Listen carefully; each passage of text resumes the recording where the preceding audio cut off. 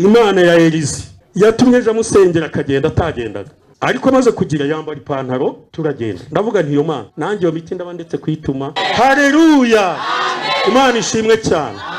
Ibi ni imiti y'umuvuduko, niyo nabagaho buri munsi. Imana yo mu ijuru igifasha abantu baza hano. Dore uyu musaza muri kubona, muramubona, namfashe nahaguruke nasuhuza abantu.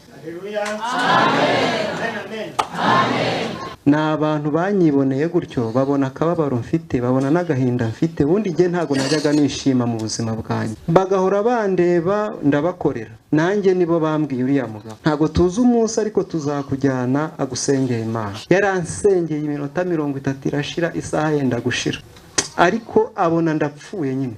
Baravuga bati umuntu atuguye intumbi muri Kigali, turabigenza dute? Icyo nababwira cyo uko abibabwiye, kwizera mwizere, gukira muzakira. Jewe nari napfuye byarangiye. Uwo munsi yaradusengeye banzana rwose pe, intege nari mfite mbese mwumve namwe, ibiro 39. Ngewe nagiye ku munzani ndireba rwose ibiro 39, ariko guhera uwo munsi ku itariki 15 z'ukwezi kwa karindwi nejo bundi niho yansengeye. Amana aho uri mu ijuru ubarebe mu ntege zabo. Ubu byabaye ibiro 50.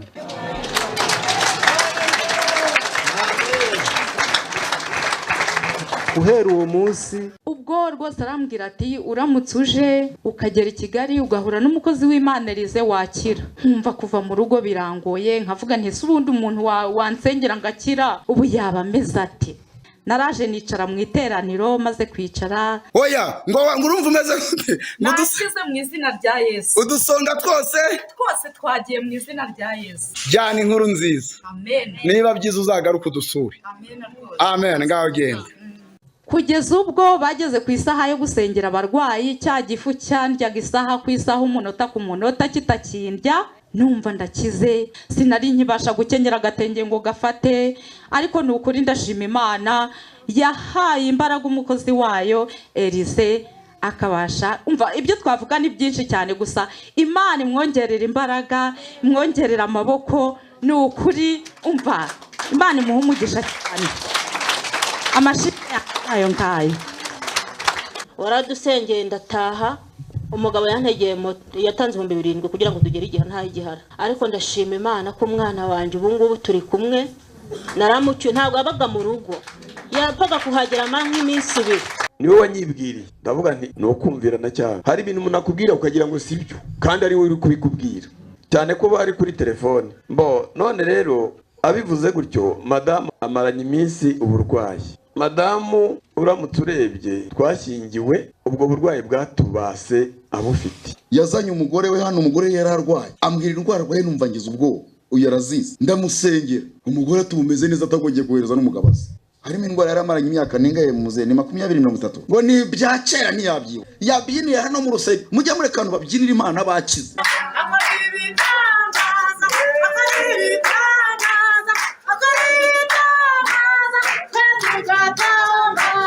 Wari umaze imyaka ingahe urwaye? 35. Bambwiye ko yakize, nshima Imana. Mwese iyi Imana yampaye mukayitahana, maze ikajya kubohora abantu biwanyu. Umubabaro ngiranga muzi kuntu ngana, na saa 5 z'ijoro satari umubabaro nyine w'abantu barembeye hano, ibisakuza ibigira gute. Ugiye reba abantu bari hano mu Imana ibahaye iyo mpano, akaba dayimoni kaba gashobotse, kandi abantu babohoka. Kandi rero na impano irahari, ahubwo Yesu yabuze umuntu ayiha, kuko imitima yacu irajagaraye. Ntushobora kuba muri Rayon Sport na APR ngo niba uzi ko ufite ikigirwamana cy'umupira mu bwonko bwawe, ukaba ufite ikigirwamana cy'umupira mu maso yawe, ntuzarambike ikiganza ku murwayi, dayimoni zitazakwinjiramo. Niba uzi ko ukunda Papa Sava, niba uzi ko ukunda Bamenya, niba uzi ko ukunda Kanyombe, niba uzi ko ukunda amakomedi, ntuzarambike ikiganza ku barwayi, dayimoni zizakwinjiramo. Uru rugamba kugira ngo ubushize navuze ngo abashaka ko twitoza gusenga nabo nyazamuka benshi, ndi gushaka umunsi tuzahura tukabiganiraho. Akira ni mafaranga we. Haleluya, igishoro kirabonetse. Nuko bisoni abikuza mana yacu kugura. Fatandisha.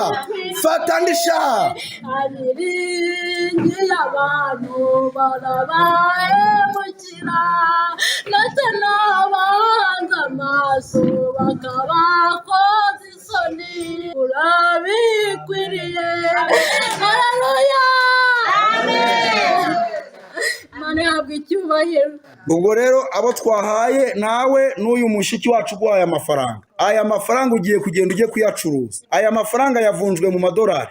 mbere yo kwizera ndabanza ngasa n'ugenzura. Igitumye rero nshimye Imana, ntabwo nari nashimye Imana yuko wenda umudamu wanjye yakiriye hano, numva nzagira igihe cyo kubitegura neza nkaza, nuko ahubwo yatubujije kujya tuzana n'ituro ry'ishimwe.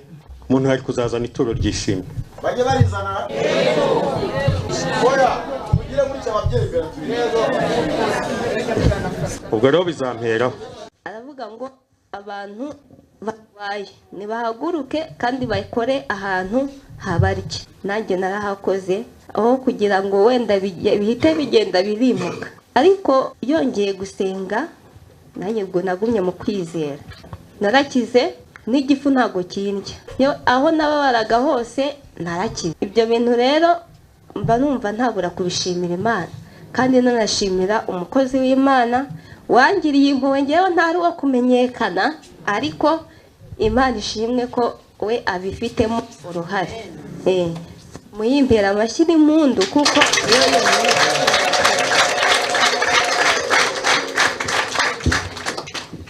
ariko Yesu ni mwiza. Uriya mwana arambwiye ngo ngwino ngusengere, ibyo bintu urwaye bizagenda. Aratinya ngo tuzamurya.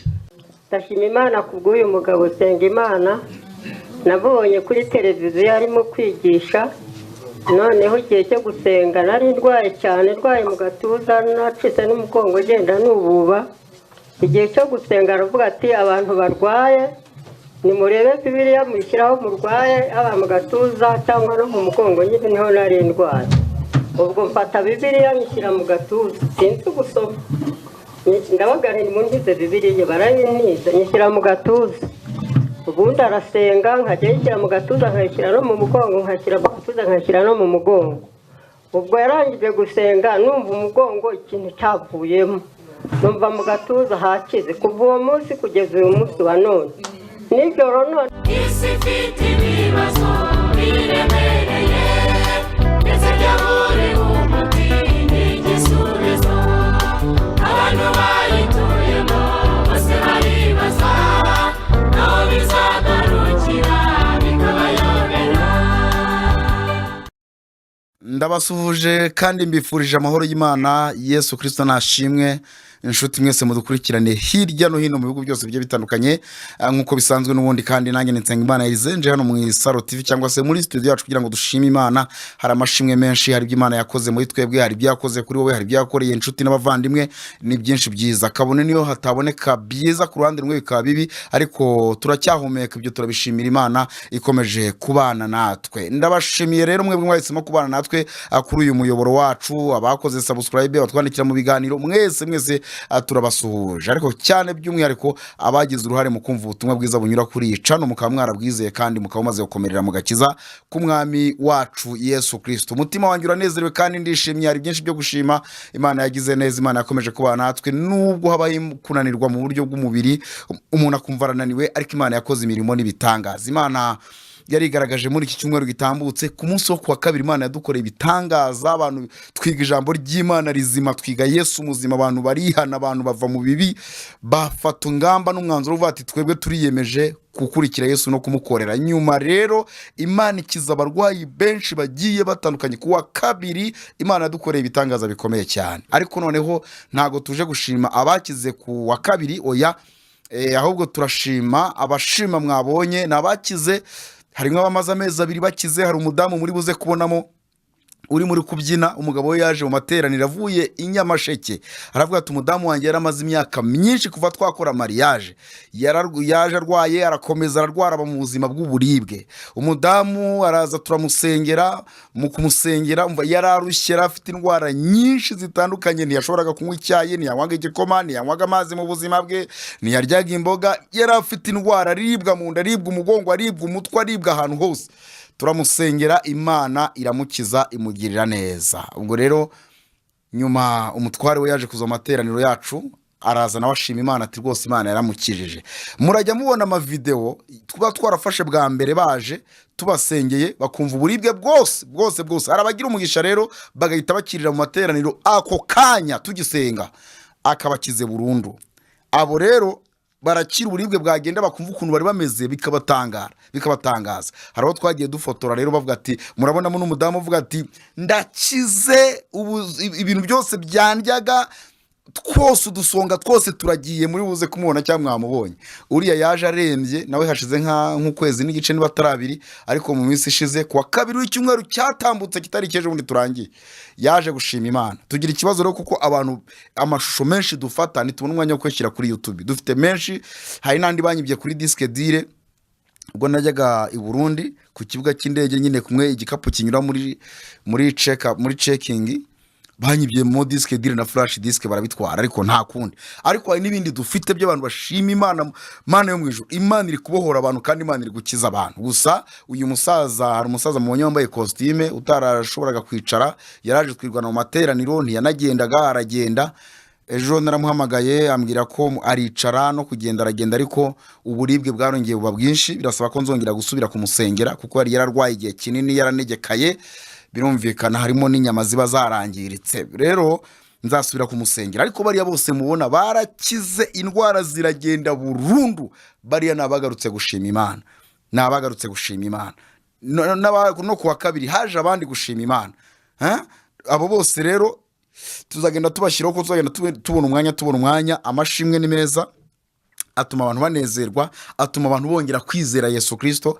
Njya mbwira abantu nkabwira nti niki gituma mudashima Imana, kuko mwese muza ngo tubasengere usanga iteraniro ryuzuye n'abantu bahagaze hanze, baza kubera amashimwe y'abantu bakize bagiye babona. Ariko ugasanga umuntu uvuga ati jewe hari imiryango mu rugo aransengera nkuko nababwiye, aransengera pe aransengera rwose. Ibyuya biramanuka na suvetuma yari yambaye wari kwikamura ikabamo amazi kunsengera. Hari icyo Imana yakoze. Nge rero nzi kundi Imana ikiza, yongeye kunkumbuza icyo gihe twabagamo kera. Elize wongeye kunkumbuza ibintu twabagamo kera. Ejo nabikubwiye, ariko wabona nta gihe twamaranye, ariko mfite ibintu byinshi tuzaganira kandi byo mu murimo w'Imana. Iki nicyo gihe. Gusa Imana ikomeze ikubake kandi ukomereze amaboko. Abantu bari hano mwese nimwerekeze ibiganza byanyu ku mukozi w'Imana witwa Elize.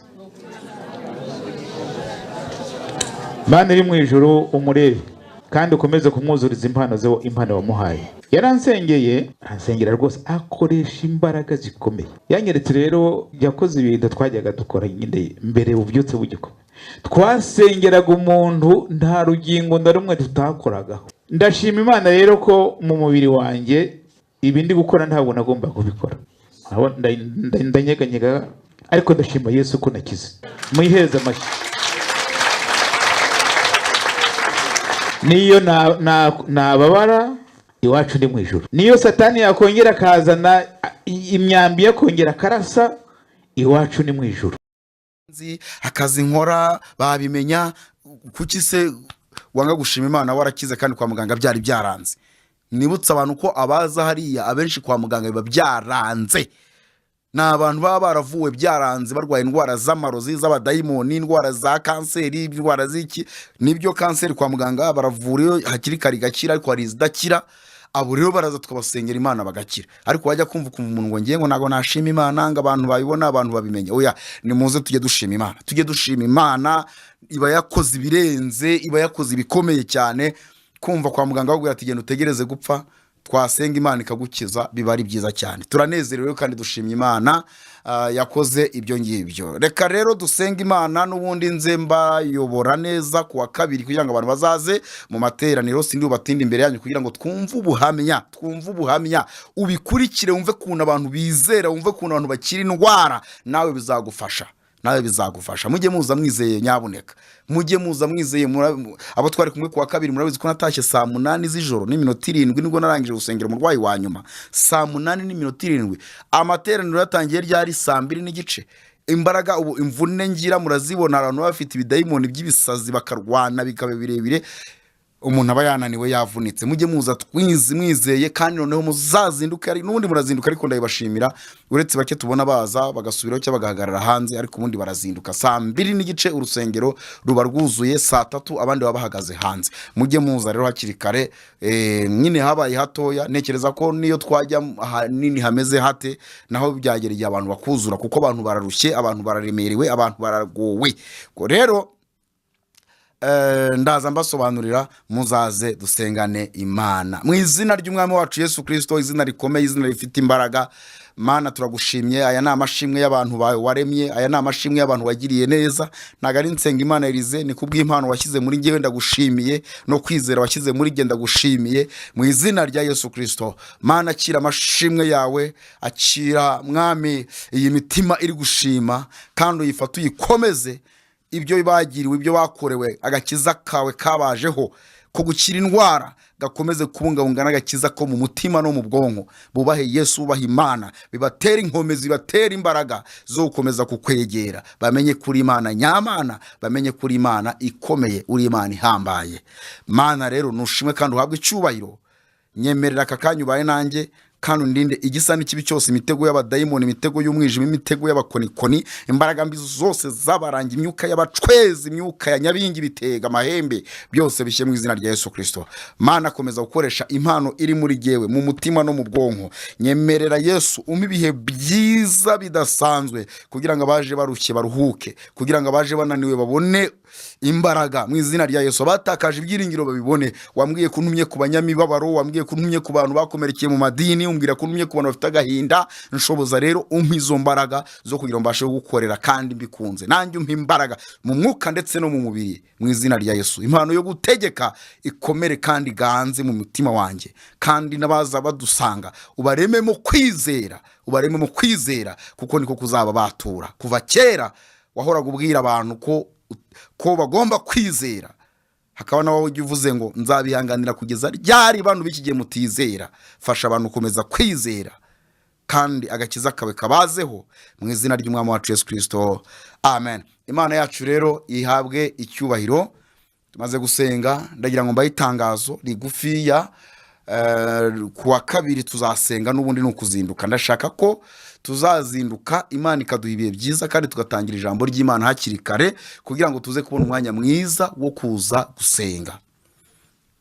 Muzaze twegera Imana, kandi wowe ukijijwe neza jya usengera ariya materaniro yacu. Tuba dufitemo abaje kuyaroga, niyo mpamvu mubona nyine urugamba rukomera tukagera 8 z'ijoro.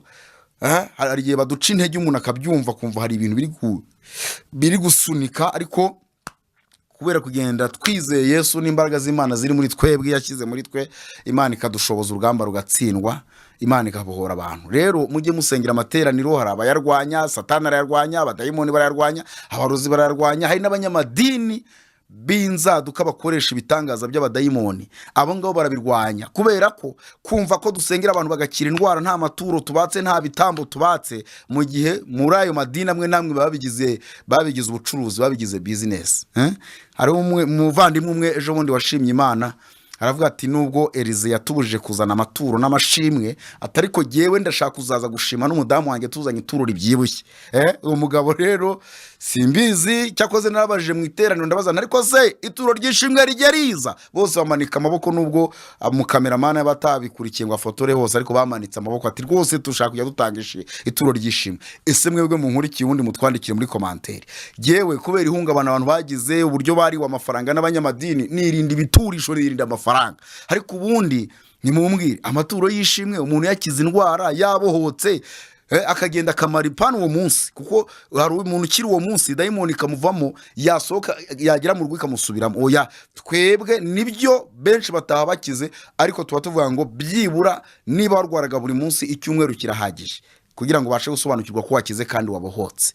Ese uwo muntu wamaze kubohoka icyumweru kimwe, ukwezi, birakwiriye ko azajya azana ituro ry'ishimwe? Mutwandikire muri commentaire. Ibi bintu narabitinye, kandi nyine iryo turo ry'ishimwe riba rinakenewe, kuko hariya tuba dufite imirimo, hari amapapier hygienique dukoresha, hari za tissue dukoresha, hari amazi dukoresha, hari byinshi dukoresha. Urabyumva, biba bitoroshye, hari tuzana n'ituro ry'ishimwe umuntu hari kuzazana ituro nuko ahubwo yatubujije kujya tuzana n'ituro ry'ishimwe, umuntu hari kuzazana ituro ry'ishimwe. Bajye barizana oya ugire gutya ababyeyi ubwo rero bizamperaho. aravuga ngo koresha hari igihe haza abantu barwaye ibintu by'ibisebe byatonyotse imibiri, hari amaga nubwo hari n'uwatuzaniye gaje bundi ko natwe twaguze izindi, twaguze agapaki kazo, ari ibintu bikenera amafaranga, kandi ibyo ngibyo byasabye ko nyine umuntu yikoramo. Ese koko iryo turo ry'ishimwe rirakenewe? Ni mubimbwire mu bihumugisha, ni mu bihumugisha abantu bajye baza bashima Imana batanga ituro, ariko n'utarifite azashima Imana. Ntago target ari amafaranga kuri jewe, target ni ukuvuga imirimo y'Imana, iki Imana yakoreye abantu bikabatera kuyikunda no kuyikomezaho. Kuko ndakubwiza ukuri, n'amafaranga nta n'amafaranga wampa yatuma nkora uyu murimo nkora. Ni umuhamagaro uri mu rukundo. Abo tubana murabizi, muzi kuntu imyenda yanjye itota, mwumvisha uriya mugabo yavuze ko namusengeye imyenda igatota, icyuya kikabira kikamanuka nkatota ku buryo umwenda wanjye wawukamura. Hari abantu rongya mbona bavuga ati turikana dayimoni ngo fire. Oya, ntago dayimoni bazirukana kuriya. Dayimoni ni ukugigirana. Dayimoni, hari dayimoni z'utudayimoni nyine zisoka zimeze nk'imbwa z'imisega. Hari abadayimoni rero baba bafite imbaraga, birwana bagasara bakarwana n'intebe zikamenagurika. Mwabyumvise neza. Rero kugira ngo ube mu rwo rugamba kugera abantu bari bahari mutwandikire muri commentaire, kuko twagereje saa 8 z'ijoro dusigaranye nk'abantu hafi 50. Mutwandikire mutubwire, rura rugamba ruroroshye, nta mafaranga, nta muntu. Niyo mwatanga miliyoni ku munsi nta muntu wakora kariya kazi ataragahamagariwe n'Imana. Aho inkweto icika, imyenda igacika, yewe Imana yo mu ijuru we, ariko Imana ishimwe kandi yagwa icyubahiro. Ubwo ni mubinyemerera ituro ry'ishimwe, abazajya baribona bajye barizana. Utarifite nawe ujye ushime Imana, cyane ko abantu baba bararwaye benshi badakora. Nta mpamvu rero, uzaribona azajya arizana rizadufasha. Ariko ni mubyemera, mu iteraniro bose barabyemeye, mwebwe murabyumva mute? Uko muratubwira. Reka rero mbarangire ku wa kabiri mu gitondo karekare. Hari abahagera saa 11, saa 12 za mu gitondo. Hari n'abaza bakacumbika muri Kigali bavuye za Rusizi, za Nyamasheke. Hari n'abavaza za Rusizi saa 5 z'ijoro kugira ngo bagere inaha. Abaturuka hanze y'igihugu arabavahe, abantu barazinduka. Rero nimugerageze tuzinduke, biba byiza mwazindutse tukigiramo ijambo ry'Imana, gahunda zikagenda neza. Noneho tugatangira kubasengera hakiri kare. Dushobora no gutaha saa 11, dushobora no gutaha saa 12, cyane ko mu minsi mike cyane n'ubundi gahunda zose zirajya zirangira saa 7 z'ijoro. Nta nubwo ari byiza gutaha nijoro, ntago ari byiza. Ubwo rero muzazinduke dusengera aho bita ku nkuru nziza, ku rusengero rw'inkuru nziza. Ni ahantu twatiriye dusengera, ariko naho dufite ikintu dutanga, kubera ko hari ibintu byangirika gukabona biteye isoni. Hari icyo tutanga kugira ngo tube tuwasengera, ariko nabyo Imana ibishimirwe kuko abantu babonye aho baruhukira. Najyaga ngira abantu nkabazana mu cyumba cy'amasengesho cy'iwanjye, kigereye kiruzura, mbona bibaye birebire, na nyiri igipangu nkodesha naye mbona ntabibonye neza kandi biranumvikana. Impungenge yari afite zirumvikana nyine, kubona abantu baza buzura mu gipangu, ejo byaba ibindi. Ubu rero biravuga bituma nshaka ahantu twajya dusengera, kandi Imana iri kuhabohorera abantu, Imana iri gukora igitangaza. Ni ku rusengero rw'inkuru nziza aho bita Mukobo, uzamukiyeho bita Cafe Rwampara.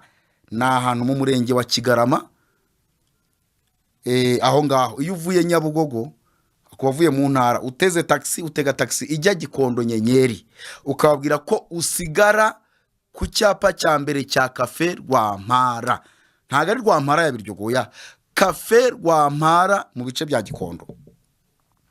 Wagera kuri Cafe Rwampara ukagaruka inyuma, ukabaza abantu bari aho ngaho baba bahari, tini munyereka gahanda kerekeza Mukobo ku rusengero rw'inkuru nziza. Ntuzajye ku rusengero rw'inkuru nziza rwo ku bitaro, hari abantu bajya ku bitaro bakamamagara. Ikindi jya wandukuriye ibintu ndi kukubwira, saa 2:30 kumpamagara umpemukiye, mba natangiye gahunda. Ubu tugiye kujya hari umuyobozi ubuyoboye amateraniro, ariko ndashaka ko nanjye saa 2 ngomba kuba ndi mu materaniro. Nimukajye mumpamagara rero, mba nabahaye adresse zose zifatika. Nubwo wenda hagoye kuhayobora, haragoye kuhayobora, ariko urazamuka iyo uvuye aho ngaho ku Mukobo nani kuri Cafe Rwampara, haraganda kitaka gasa gutambika gatoya ukabona kandi kazamuka ibumoso kazamutse ku cyapa cy'akabari ukazamukaho ukabona icyapa kinini cyanditseho inkuru nziza. Wegera imbere gato ni munsi y'umuhanda mukaza tugasenga Imana. Ufashe moto nawe nuko uyibwira ubwira umumotari ukabwira ati ngiye ahantu bita Mukobo kandi mugomba kubyumva neza. Niba uvugishije motari umwe babiri batatu kumva ntibahazi shaka abandi mu bamotari batandatu barimo babiri bahazi umubwira ati ngiye Mukobo mu bice bya Gikondo wenda niko bakunda kuhavuga ariko si Gikondo nyirizina. Ngiye Mukobo niyo utamubwira ku rusengero rw'inkuru nziza umuhanda w'Umukobo yawo umenye uzamutsemo uhita ubona icyapa kikwereka urusengero rw'inkuru nziza. Noneho ukabwira ati nukunyura Cafe Rwampara uzamubwira ati ni Mukobo unyuze Cafe Rwampara bazakubwira ko bahazi bazahakuzana.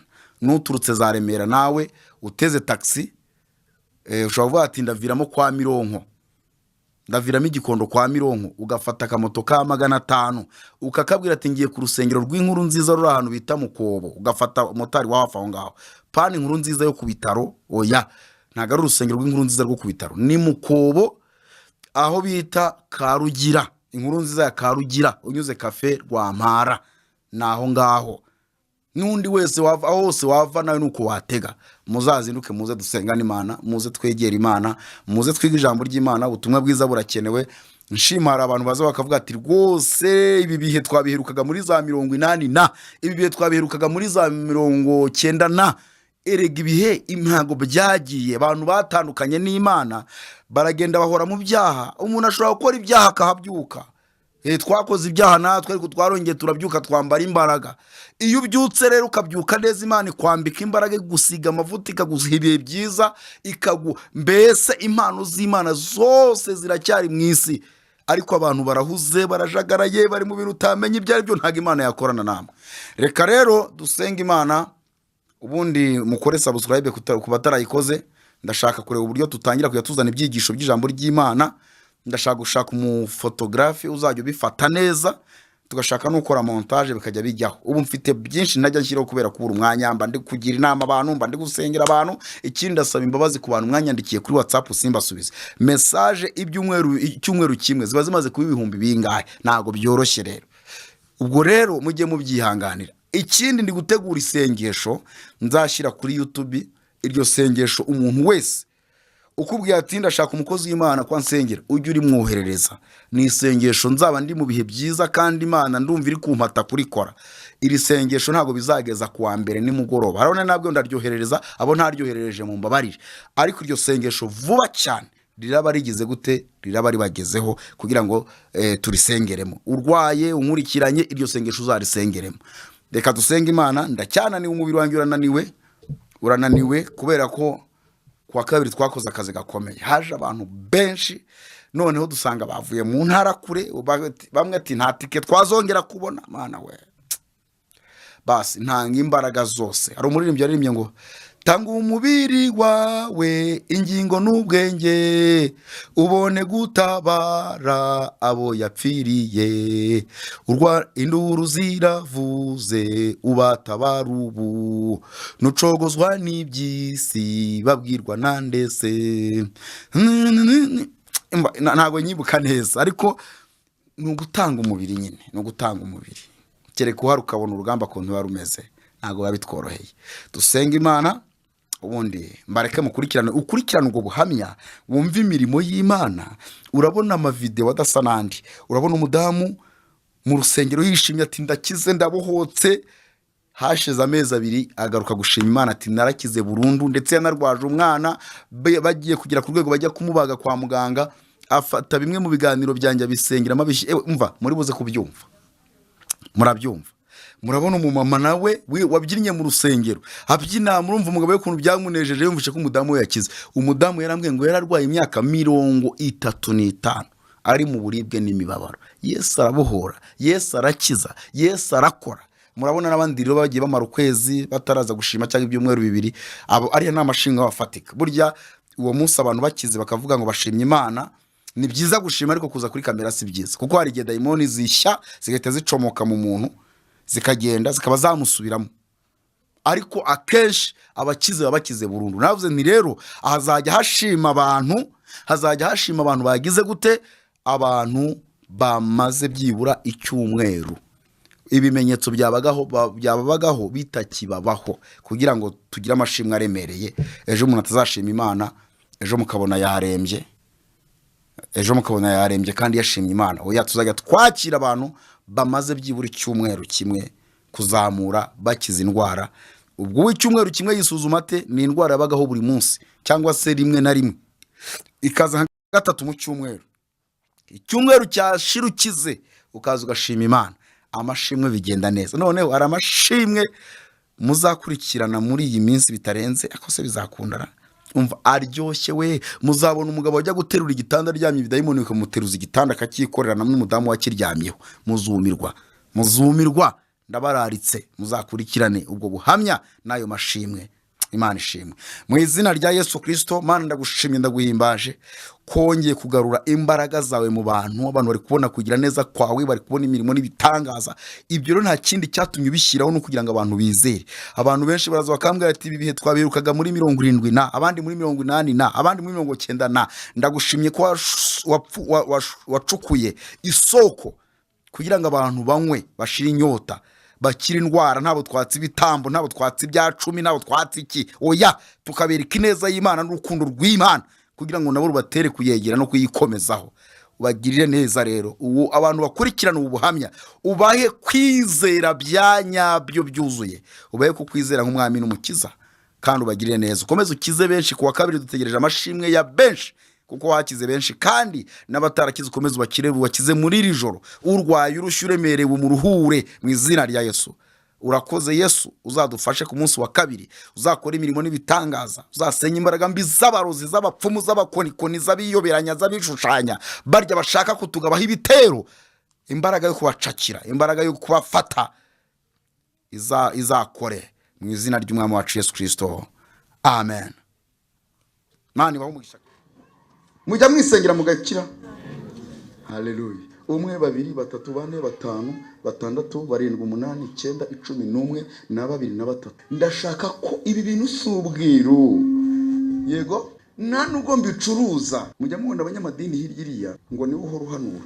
Nta wundi muntu. Ni nawe ugomba kuvuga ubutumwa. Nta wundi muntu. Je umuntu yigeze abwira umupasiteri umwe. Ngwerize nti usengera abantu bagakira indwara ni abahuzuye nkuko nabibonye kuri YouTube nti. Hanyuma iyo bakize bigenda bite? Arangije ngo uragukura yawe hakiri kare. Ntago mubeshyera no kuri kwima ngo ugomba gukura yawe, kubera ko bari abantu ushaka kubyigisha barahita bakwereka umujyi. Icyamba mwese iyi Imana yampaye mukayitahana, maze ikajya kubohora abantu biwawe. Umubabaro ngira hanga muzi kuntu ngana, na saa 5 z'ijoro satari umubabaro nyine w'abantu barembeye hano, ibisakuza ibigira gute. Ugiye reba abantu bari hano mu Imana ibahaye iyo mpano, akaba dayimoni kaba gashobotse, kandi abantu babohoka. Kandi rero na impano irahari, ahubwo Yesu yabuze umuntu ayiha, kuko imitima yacu irajagaraye. Ntushobora kuba muri Rayon Sport na APR ngo niba uzi ko ufite ikigirwamana cy'umupira mu bwonko bwawe, ukaba ufite ikigirwamana cy'umupira mu maso yawe, ntuzarambike ikiganza ku murwayi, dayimoni zitazakwinjiramo. Niba uzi ko ukunda Papa Sava, niba uzi ko ukunda Bamenya, niba uzi ko ukunda Kanyombya, niba uzi ko ukunda amakomedi, ntuzarambike ikiganza ku barwayi, dayimoni zizakwinjiramo. Uru rugamba kugira ngo ubushize navuze ngo abashaka ko twitoza gusenga nabo nyazamuka benshi, ndi gushaka umunsi tuzahura tukabiganiraho, muvemo. Yego, iyo mubona nabizi byuye hano mugira ngo namafiyeri. Ejo ndabahungu abasore banje basengeye umukobwa mwamaze amasaha niba ari 3, ndabareka koko base mbona bataganga yabaye nk'udukoko, agakoko kagitangira gutera bwa mbere iyo gakubise igihasi. Ewe data we karaganda, ndabareba ndavuga nti murimo murakuriramo sha. Barakubititse hano ndabareba, umwe yahagurutse ahita ataha. Harimo ishema buriya ra, harimo ishema. Yesu ashimwe.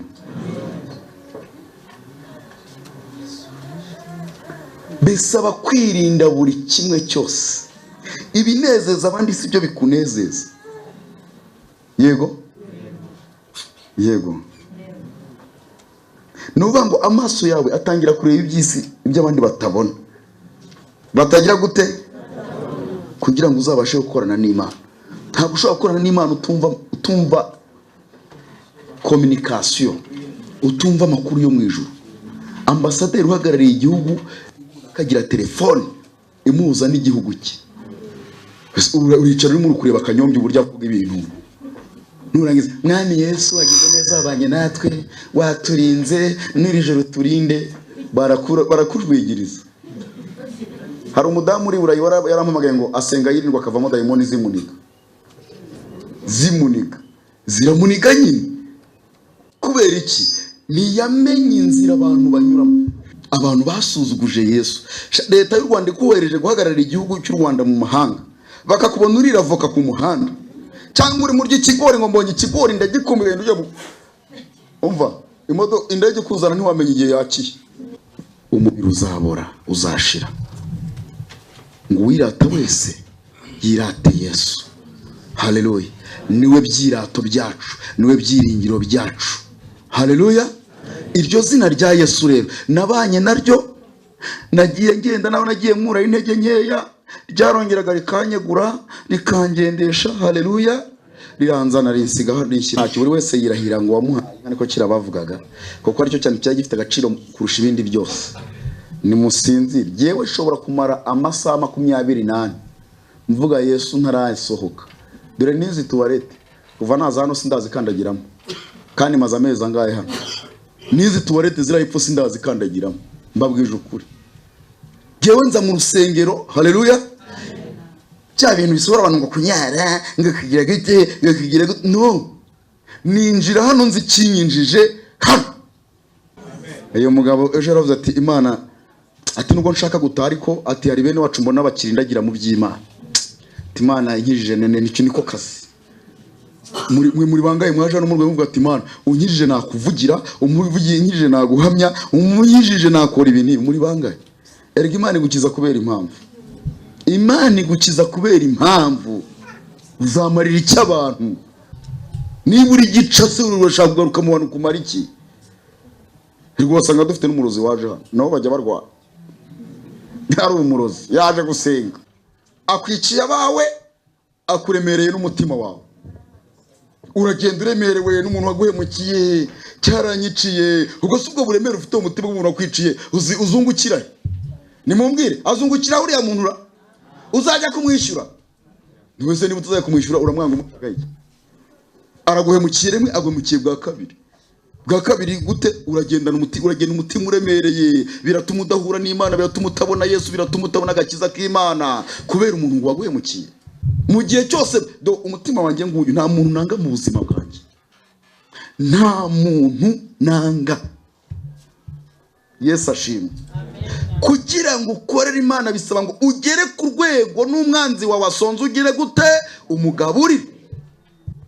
Cyakoze ukagira ubwenge wabona tumva adashobotse ukamugendera kure ko atari kumwanga, mwahura ukamusuhuza, yagutumira mu bukwe ukabujyamo, ariko nimukomeze kugirana agakungu kubera ko yanze guhinduka, ariko wimwanga.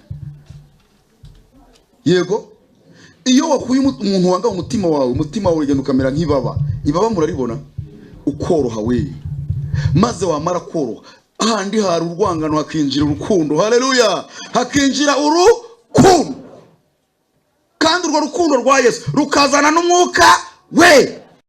Ndashima Imana kubw'uyu mugabo senga Imana. Nabonye kuri televiziyo arimo kwigisha, noneho igihe cyo gusenga nari ndwaye cyane, ndwaye mu gatuza, nacitse n'umugongo ugenda nububa. Igihe cyo gusenga aravuga ati abantu barwaye nimurebe Bibiliya mushyiraho murwaye, aba mu gatuza cyangwa no mu mugongo, nyine niho nari ndwaye. Ubwo mfata Bibiliya nishyira mu gatuza, sinzi gusoma, ndabagare nimuntize Bibiliya, barayintiza nishyira mu gatuza. Ubundi arasenga nkajya yishyira mu gatuza nkayishyira no mu mugongo, nkashyira mu gatuza nkashyira no mu mugongo. Ubwo yarangije gusenga numva umugongo ikintu cyavuyemo, numva mu gatuza hakize. Kuva uwo munsi kugeza uyu munsi wa none, nijoro noneho ejo naravuze nzajya kwasenga Imana. Nanjye ubushize naraje subirirayo hano usanga ntimwateranye. noneho ndavuga ntijo nzajya kwa Sengimana. Umwana aravuga Sengimana wawe rero ugenda gukiza, nari ndwaye itako ryavuyemo ikintu gituruka hano ihita kirukanka mu mugongo numva kirirutse nk'igifuku. Niko numva bikomeye ubu nzagerayo. Ubwo mu gitondo ndavuga ngo ndagiye, ubwo nkuru itako riranga nti mu izina rya Yesu ntindajyayo, niya Mana yankijije cya gihe n'ubu ngubu irahari. Ndaninagira amanuka uriya musozi wa Gikondo, ngenda ninagira ngeze hariya hirya ndavuga Imana kuko ngo nyure mu yihe nzira. Umutima urambwira ngo nyura ahangaha ngo urahashobora, ndahanyura. Ubwo ndamanuka mbona ngeze ahangaha nta kibando fashe, nta kintu kindi ngendeyeho, mbona ngeze hano. Ngeze hano barasenga, basenze cya kindi cyamfashe gutya, numva kigize gutya kirahurudutse, numva kibaye nk'ikihagaze mu murundi. Ndavuga ntiya Mana yasenga Imana umenye igiye kunkiza. Ubwo rero babyinnye noneho nanyeshingura amaguru gutya ngo mbyine ngo numve ko cya kindi cyari cyaramboshye cyavuyemo. Ngeze gutya cyavuyemo, ngeze gutya ubwo numva ndakomeye. None Imana ntihabwe icyubahiro, Imana usenga nzajya nyibwira n'abandi bose. Uriya musore arasenga cyane, Imana nishimwe ihabwe icyubahiro cyane. Amashyi ku Mana.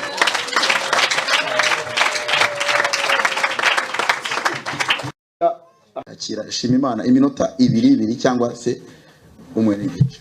Haleluya, haleluya. Nanjye ndashima Imana cyane, ndanezerewe bitavugwa. Naje ahangaha ubu ni ubwa kabiri nje. Ubwa mbere naraje hari musaza wanjye mfite utuye muri Kigali, njyewe ntuye mu karere ka Gakenke.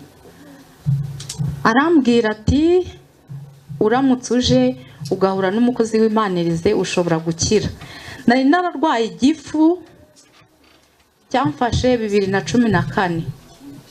Igifu kiranyica cyane kugeza ubwo navuye ku biryo byose, nkajya ntungwa n'amazi y'akazu yaze buri gitondo, saa yine ngafata imbuto nkarya. Imbaraga zinshiramo kugeza hahandi umuntu ashobora kunywa amata akagaruka. Murumva ko nari ngeze kure pe. Narivuje bishoboka, nagerageje gutanga ibyo mfite ariko biranga.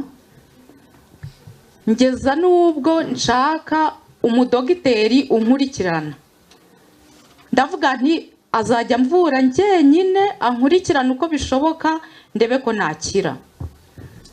Byarabaye, yampaye imiti ndayinywa, ageze aho ampa umuti, arambwira ati uyu muti ni uwanyuma nta wundi muti nzongera kuguha. Ubwo umuti nawe unyoye nawe sinakize, hako sinacitse intege, narakomeje ndivuza ariko biranga. Noneho bigezeho ndavuga nti sinzongera no kunywa umuti, ngiye kuryama, ubwo isaha nigera nyine nzapfa. Ariko hari musaza wanjye ujya ukunda kuza muri aya materaniro, niba uyu munsi ahari ntabwo mbizi, ubanza ntawe rwose. Yego. Ubwo rwose arambwira ati uramutse uje ukagera i Kigali ugahura n'umukozi w'Imanirize wakira.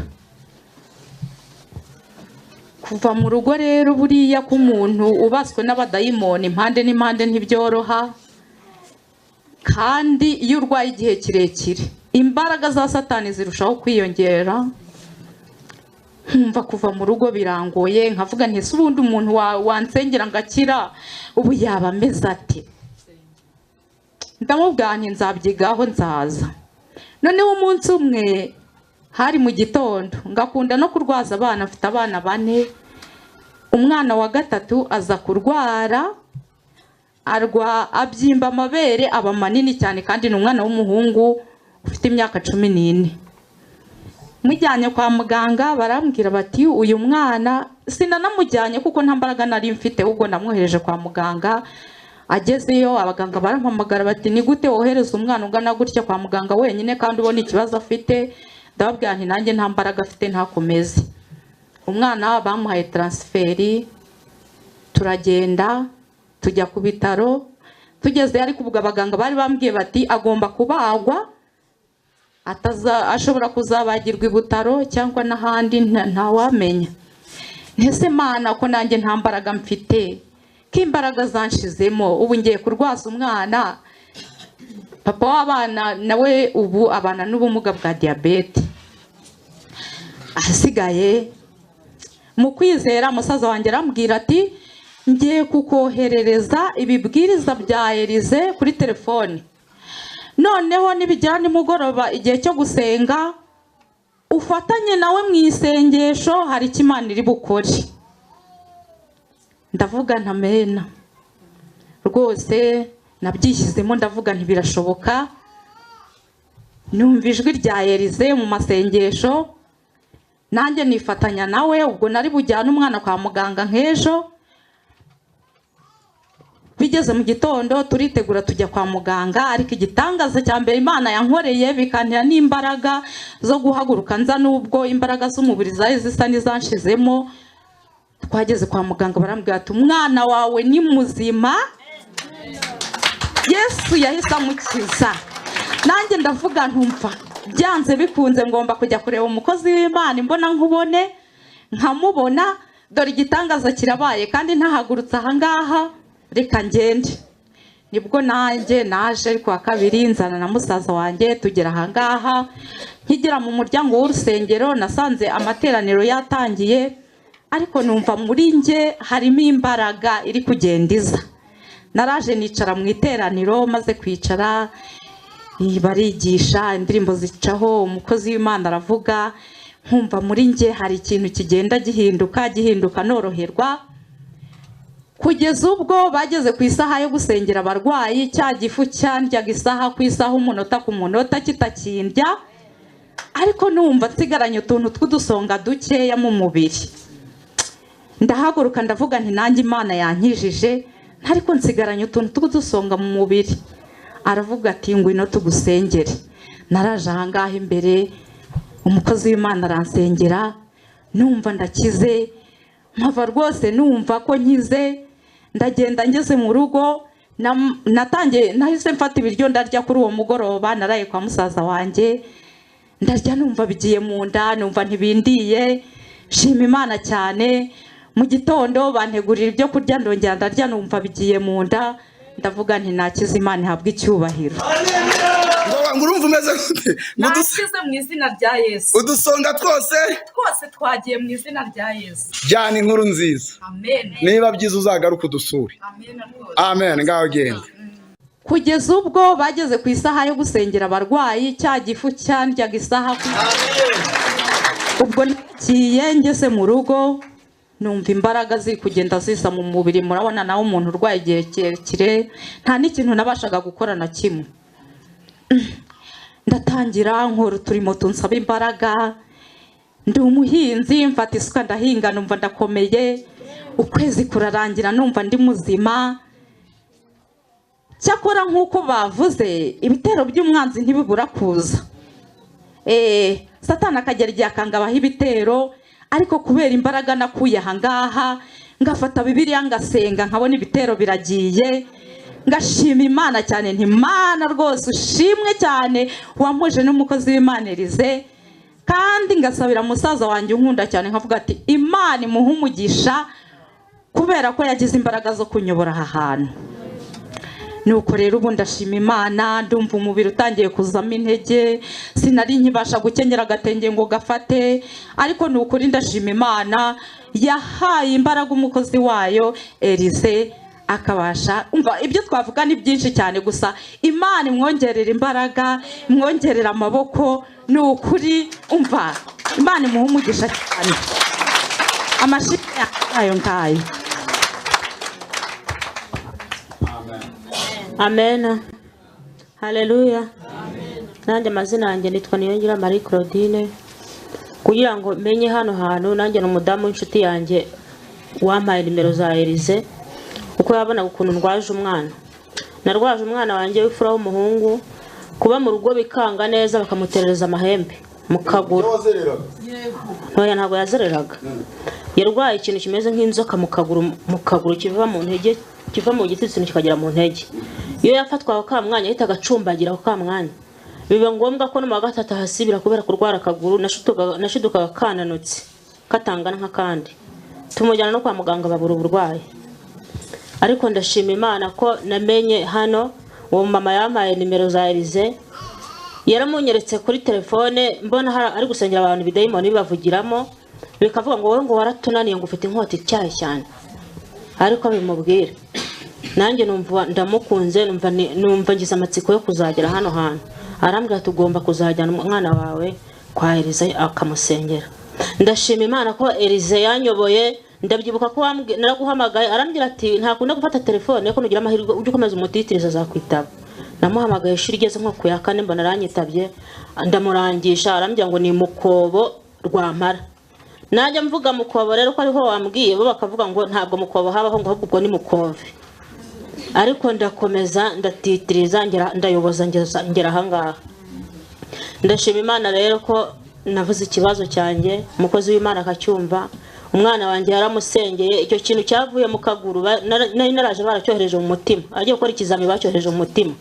Ndabyibuka ko papa we yamurebye aryamye mu ntebe muri salo, yarabyuka akajya mu ntebe muri salo tutazi n'igihe yagereye n'abatabizi. Isa amurebye ararira ati umwana wanjye baramwishe. Ndamubwira ntiwiriraho, umunenge kumujyana mu masengesho. Icyo gihe namujyanye kuri ADPR ariko biranga, nari naramenya Elize rero mumenye umwana ndamuzana aramusengera. Kwa kabiri w'ikindi ntabwo nabashije kugera hano, ariko ubwashize naraye hano nijoro mu masaa 7 nanjye twari turi kumwe. Uyu mukozi w'Imana aravunika mw'abantu mwe, Mana Nyagasani Imana ijye guha imigisha myinshi, uratuvunikira kandi twebwe nta kintu tuguha. Byageze aravuga, yasengeye abantu ibidayimoni biravuga, ari abarogwa na ba nyirabukwe, ari abarogwa na ba nyirawa, ibintu biteye ubwoba biteye n'agahinda. Ageze aravuga ati genda naniwe, mwebwe musigaye mwihangane murara hangaha, nzaza kubasengera maze kuruhuka, nzaza mu masaa 9 twatubwiye.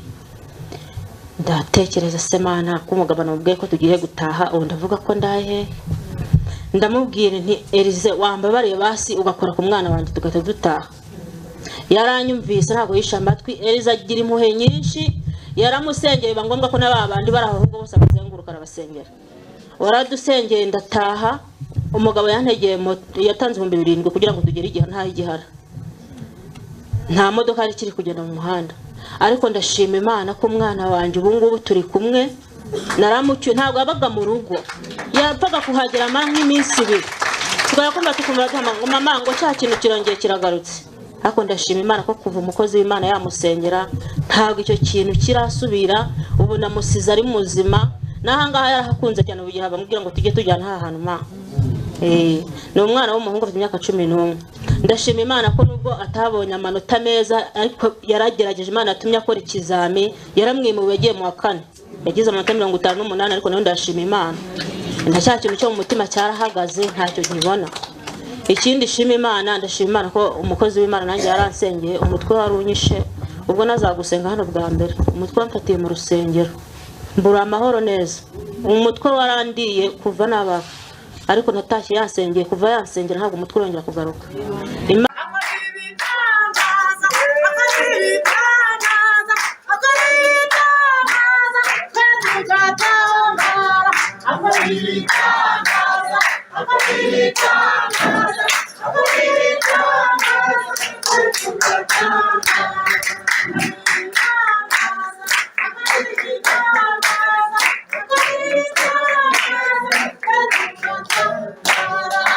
Haleluya, gera hino.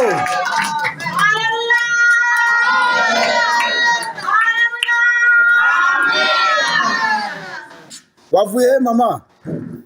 Navuye Nyamasheke. Inyamasheke? Ikarambi. Wari umaze imyaka ingahe urwaye? 35. Narangije ndwaye. Uhora uribwa mu nda? Uhora ndibwa mu nda. Kanda mu nda yawe turebe. Kandi nivuza. Wivurije na hehe? Nivurije Kibogora. Nivurije kuri Ngoma.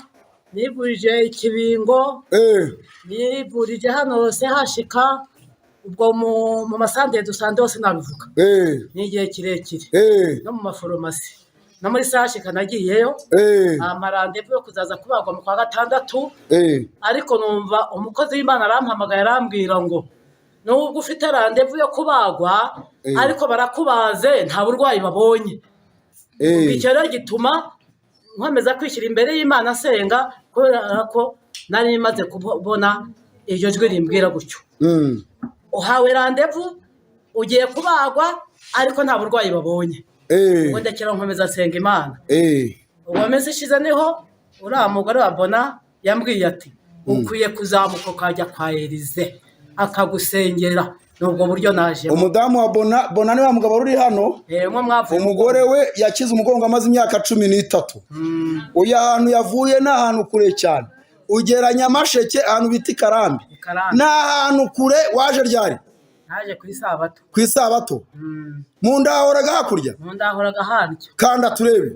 ukanda rwose nta kibazo haleluya haleluya nimujye mureka abantu banezererwa Imana iyo cyari Imana ikugirire neza mu izina rya Yesu amen ndavuga nti no kumvirana cyane hari ibintu umuntu akubwira ukagira ngo sibyo kandi ari we uri kubikubwira cyane ko bari kuri telefone none rero abivuze gutyo madamu amaranye iminsi uburwayi madamu uramutse urebye twashyingiwe ubwo burwayi bwatubase abufite yazanye umugore we hano umugore yari arwaye ambwira indwara arwaye numva ngize ubwoba uyu yarazize ndamusengera umugore atubumeze neza atagongeye kohereza n'umugabazi harimo indwara yari amaranye imyaka ningaye muze ni 20-30 ngo ni bya kera ntiyabyiwe yabyiniye hano mu rusenge mujya muri kantu babyinira Imana bakize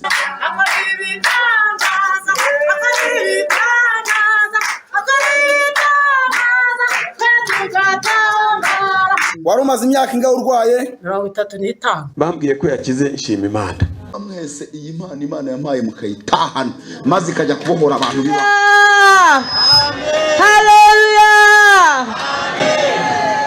Imana ishimwe nageze aha kwa kabiri ntifite ikibazo cyo kudasinzira nasinziraga mbanje kunywa imiti ariko ndasinzira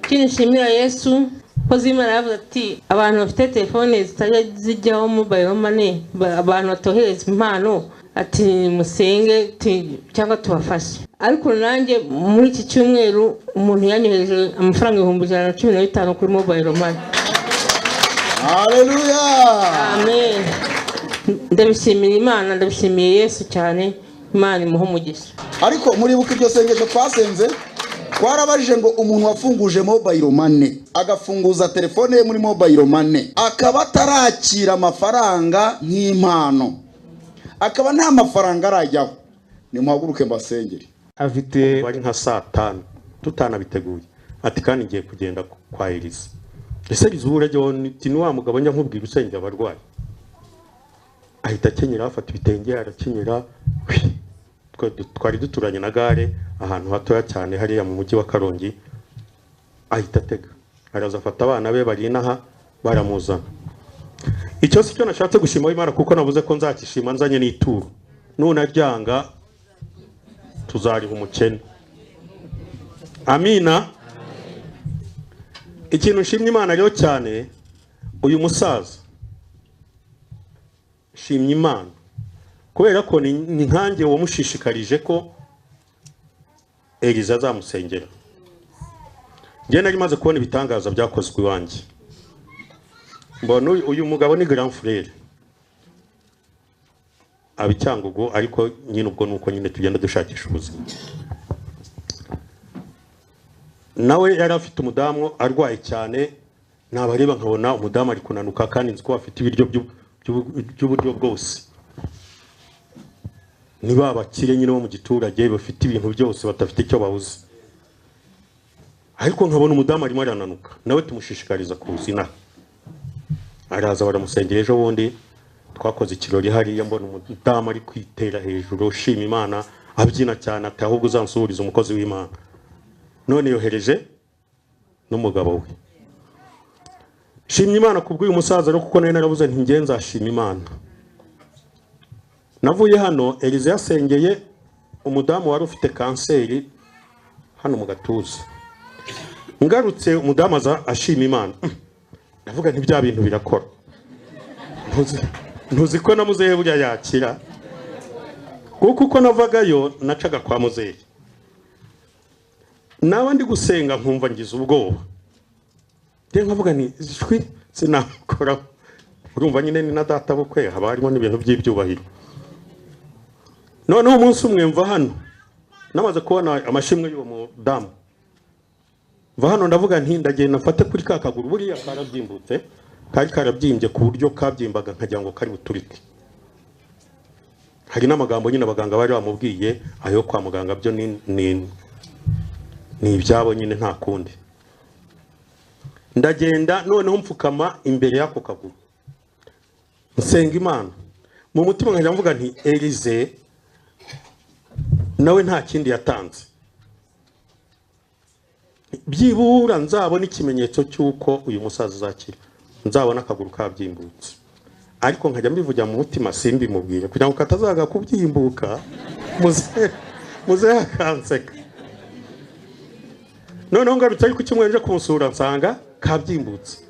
Ntiyanahagurukaga mu ntebe aho aryama, yahavaga nyine akaza akakuganiriza abuyabuya, noneho akamperekeza ntarenge umuryango. Mbonye kabyimbutse navuga nti muzehe noneho urangeza kuri porutayi. Muzehe ati reka ngerageze. Nabwiye Elize ngo ngwino umfashe gusengera umusaza. Elize ati simboneka, iminsi yose simboneka, iminsi yose simboneka. Bigezeho haza n'umuntu ahamagara n'umusaza, nicyo gituma burya kwizera kurarema. Aramuhamagara ngo ni umusaza, ngo ni umuntu gusengera abarwayi, ngo akajya bakubita bakagwa hasi. Umusaza aramuhamagara ati ese uyu ni wa umuntu witwa gutya, ni wa wundi wambwiye uzansengera? Ntoya, nanjye mpamuhamagara Elize.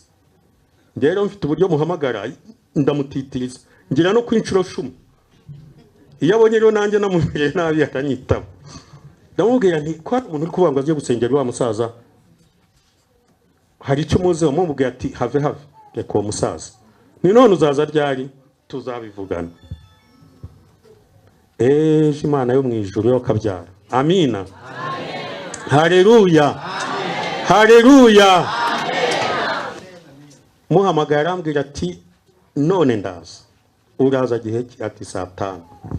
Saa 5 ndazamo njya kurira muzehe. Ndavuga ntari ko sinjya kwa muzehe kuko hari n'ibindi bintu twagomba kuvugana. Sinjya kwa muzehe, Eliza ashobora kutaza. Nkabwira muzehe ngo akaza ntaza. Ndakomeza ndigendera nkora ibyo nakoraga. Baza kumbwira ati ndaza saa 9, saa 9 iza kuvamo saa 11. Kubera ko nyine agiye gusengera n'urya mugabo wari wimariya hano. Kandi nawe rwose ndishima Imana, nawe nagiye mfite umuzigo munini cyane. Ejo twarabonye atwaye imodoka, ambwira ati do ati handi hambabazaga harakize, ati n'ibyuma bari bashinzemo hano nabikuyemo. Amina. Amen. Amaze gusengera umusaza, musaza ngiye kumva numva aravuze ngo ndaherekeza umukozi w'Imana, ngo kandi ndamugeza kuri kaburimbo. Abazi batsinda batuye harya hafi ya kaga centre ka gutya sinzi ko bakita. Naga centre ko kari nko ku birometero kwiberesha, niba bita kwiberesha, niba bita gutyo tondo nk'utwo. Hari nka metero nka 500 kugera kuri kaburimbo. Mbona umusaza arabikoze. Siko yakize. Bo nyene bakanyumvisha ko yakize, ariko ngiye ku mutima wanjye ngavuga ni reka da. Umuntu witeye umuti w'ibihumbi 500 buri kwezi, akaba amaze imyaka 3 yiteye ibyo bintu. Iminota 5, 10, 20 amaze hano. Ubwo yamukijije koko.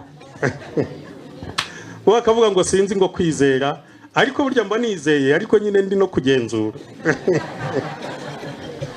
Ngize Imana mbona arahageze, turongera turagarukana, yigenza nta muntu umurandase, agera mu rugo. Haleluya. Arambwira ati mu gitondo nanjye ndajya gusenga, kubera ko najyaga ntinya nyine ko murabona ni na munini, nareba hano ukuntu kwamanuka, nabitekereza nkavuga nti use ko umuntu uzumva nabandagaranye n'umusaza hano, nabyo nkumva ni ikibazo. Ati mu gitondo uzo dufata imodoka, ufata imodoka unjyane gusenga, niba hanakomeye gute ntunankore, dore twageze hano ngiye kumufata aranga. Ati ngiye nabwiye Imana ko ndagera mu rusengero, Imana idashoboye kungeza mu rusengero ubwo yazankiza kanseri. Haleluya. Ndamureka nsubira kwiparikira imodoka neza, umusaza arimanura, naje kumusanga hano nyine yahageze. Imana ishimwe cyane. Bantu b'Imana, nimureke twizere Imana, kuko nk'ubu afite randevu kuri 10 banza n'8 gutyo. Hari iyo miti twari twatangiye gushaka uburyo twayibonera muri Kongo, tuvuga piti wenda hakatuko nk'ibihumbi 100 wenda twenda muri Kongo, hari igihe hakatuko nk'ibihumbi 100. Ubu bari banampamagaye ngo nohereza amafaranga yo kwigura, nanjye noneho ndizera, ndavuga nti Imana ya Elizi yatumye je musengera akagenda atagendaga, n'ukuri yagendaga ku bunini na munini nyine, yagendaga gutya mu gisuma, gutya mu gisuma, ariko maze kugira yambara ipantaro turagenda. Ndavuga nti yo Mana, nanjye yo miti ndaba ndetse kwituma, buri muzehe nguyu nabuze ntisenye ituma Imana ikora ibitangaza, tuzagaruka yanadushima Imana. Imana ishimwe. Yari afite ikibazo gikomeye cy'uburwayi bw'umugongo. Umukozi w'Imana Eliza aramusengera, akize rero ndabimenya nayo kubera ko uriya nyine ari umuvandimwe wanjye bugufi. Nanjye numva ngize ishyaka ryo kuzabona umukozi w'Imana wasengeye umukobwa wanjye, kuko umugore we n'umukobwa wanjye. Numva ndishimye, biranejeje, ariko numva ngize ishyaka ryo kuzabona umukozi w'Imana amusengeye. Ntabwo rero Elize najyaga mubona kuri televiziyo arimo yigisha, ariko nkumva arigisha inyigisho zikakaye. Ngewe rero mubona ndi umuntu w'umusaza wujuje imyaka 72, navutse muri 50, ariko ejo ku itariki 7 ejo umukozi w'Imana Elize yari mu rugo, yaje mu rugo aransengera nk'uko nababwiye, aransengera pe aransengera rwose. Ibyuya biramanuka na suvetuma yari yambaye wari kwikamura ikavamo amazi. Amaze kunsengera hari icyo Imana yakoze. Nge rero nzi ko Imana ikiza, yongeye kunkumbuza icyo gihe twabagamo kera. Elize, wongeye kunkumbuza ibintu twabagamo kera. Ejo nabikubwiye, ariko wabona nta gihe twamaranye, ariko mfite ibintu byinshi tuzaganira kandi byo mu murimo w'Imana. Iki nicyo gihe gusa Imana ikomeze ikubake kandi ukomereze amaboko. Abantu bari hano mwese nimwerekeze ibiganza byanyu ku mukozi w'Imana witwa Elize. Mana iri mu ijuru umurebe kandi ukomeze kumwuzuriza impano wamuhaye. Yaransengeye, ansengera rwose, akoresha imbaraga zikomeye. Yanyeretse rero yakoze ibintu twajyaga dukora nyine mbere ubyutse bugikoma. Twasengeraga umuntu nta rugingo na rumwe tutakoragaho. Ndashima Imana rero ko mu mubiri wanjye ibi ndi gukora ntabwo nagomba kubikora. Ndanyeganyega, ariko ndashima Yesu ko nakize. Muyiheze amashyi. Niyo nababara iwacu ndi mu ijuru. Niyo Satani yakongera akazana imyambi yakongera karasa, iwacu ni mu ijuru. No kugira ibyiringiro, muri iyi mbyino bavuga ngo mfite ibyiringiro bifite ubugingo. Uyu mubiri twambaye uzapfa kandi kazi kawo ni ugupfa, ariko umuntu urimo Imana yashyizemwo uwo ntabwo azapfa, ntapfa gupfa gusa. Yesu aravuga ati ninjye nzira n'ukuri n'ubugingo, ntawe uzajya kwa Data ntamujyanye.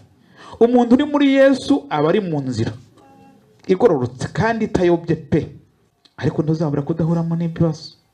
Uzarwara, uzapfusha, uzahura n'akaga, umuryango uzakwanga, uzambara ubusa, uzarwara, umubiri ukurye, ariko guma mu nzira, kuko n'ibigeragezo bishaka kukudindiza, bishaka gutuma uyoba inzira ngo unanirwe. Ariko nitagusari tuzahaimbwa, maze igihe kimwe nitunesha tuzahabwa ikamba ry'ubugingo badi. Mukomere Imana amashyi.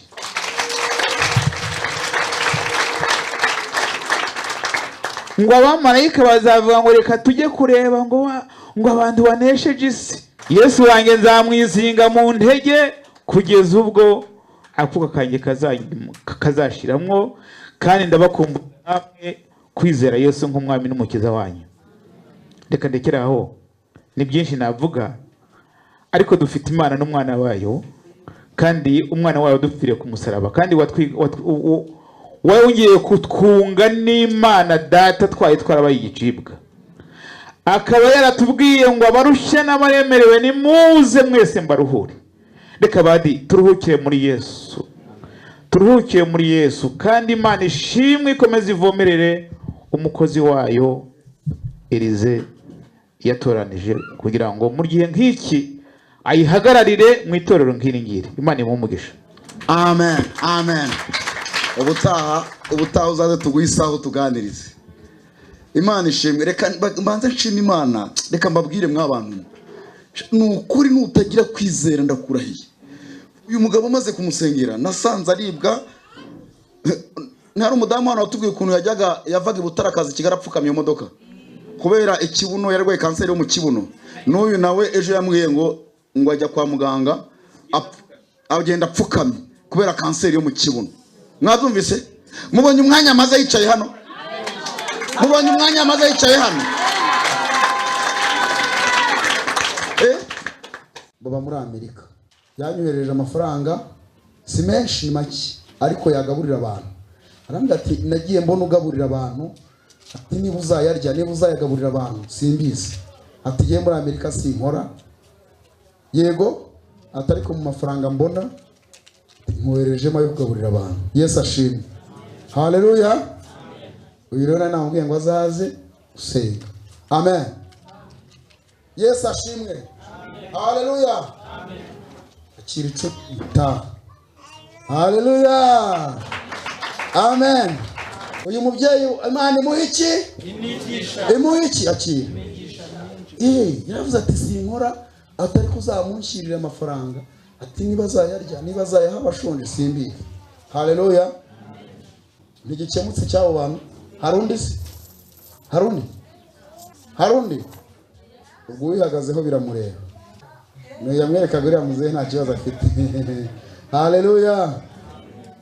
Andi nagiye nya abandi bantu nzima mfite abantu bashonje nzi. Nasigaye nayo azabona ba nyirayo. Haleluya.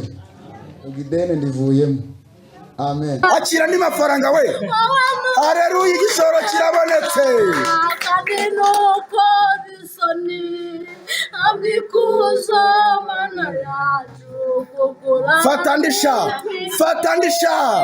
Abiringi abantu barabahemukira, ndetse n'abanza amaso bakabakoza isoni. Urabikwiriye. Haleluya. Amen. Imana ihabwe icyubahiro. Ubwo rero abo twahaye nawe n'uyu mushiki wacu guhaye amafaranga. Aya mafaranga ugiye kugenda ugiye kuyacuruza. Aya mafaranga yavunjwe mu madolari.